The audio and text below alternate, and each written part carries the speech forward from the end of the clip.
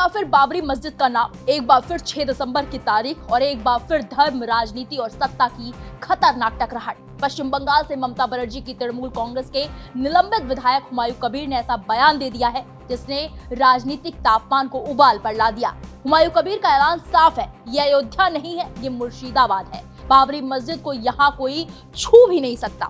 सवाल उठता है, क्या ये सिर्फ धार्मिक आस्था है या फिर 1992 के घावों को जानबूझकर कुरेदने की कोशिश? एनडीटीवी को दिए इंटरव्यू में हुमायूं कबीर कहते हैं, फरवरी 2026 से बाबरी मस्जिद का निर्माण शुरू होगा। 3 साल में मस्जिद तैयार होगी। हर हफ्ते जुमे की नमाज होगी और 20 करोड़ रुपए से ज्यादा का चंदा और लाखों ईंटें पहले ही पहुंच चुकी हैं। ये अयोध्या नहीं है, ये मुर्शिदाबाद है। बाबरी मस्जिद को यहाँ कोई छू नहीं सकता है। लेकिन सवाल ये है, जिस देश में सुप्रीम कोर्ट का फैसला आ चुका है, जहां राम मंदिर बन चुका है, वहां बाबरी नाम पर नई इबारत लिखने की कोशिश क्यों? इस पर हुमायूं कबीर खुद कहते हैं, मेरा बाबर से कोई लेना देना नहीं है। मैंने नाम बाबरी इसलिए रखा क्योंकि लोगों को आज भी दर्द होता है और अगर चुनाव में जय श्री राम सही है तो अल्लाहू अकबर भी सही है। यानी कि मतलब साफ है, ये मस्जिद सिर्फ ईंट और सीमेंट नहीं, ये राजनीतिक संदेश है। दावा किया जा रहा है कि ये भावनाओं की राजनीति है।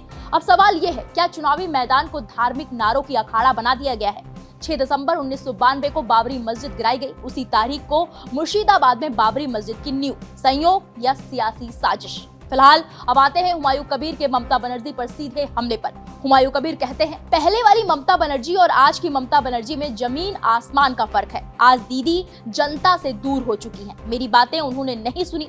तृणमूल कांग्रेस आज प्रतीक जैन चला रहे हैं। यानी कि हुमायूं कबीर की माने तो आईपीएसी के लोग तय कर रहे हैं कि किसे टिकट मिलेगा, किसे पार्टी से निकाला जाएगा। इतना ही नहीं, हुमायूं ने तृणमूल पर तोलाबाजी, पुलिस पर पैसा लेकर काम करने का आरोप लगाया है और दावा किया है कि मैं विधायक हूँ फिर भी पुलिस मेरी नहीं सुनती। उन्होंने अपने पैसे पर भी सफाई दी है और कहा है, मछली का लाखों रुपए का व्यापार है। एक दिन में लाख रुपए की मछली बेच लेते हैं। 200 बीघे मछली की खेती होती है। और अंत में उन्होंने सबसे बड़ा राजनीतिक दावा किया है कि हम 135 सीटों पर चुनाव लड़ेंगे, 100 से ज्यादा सीटें जीतेंगे और किंग मेकर बनेंगे।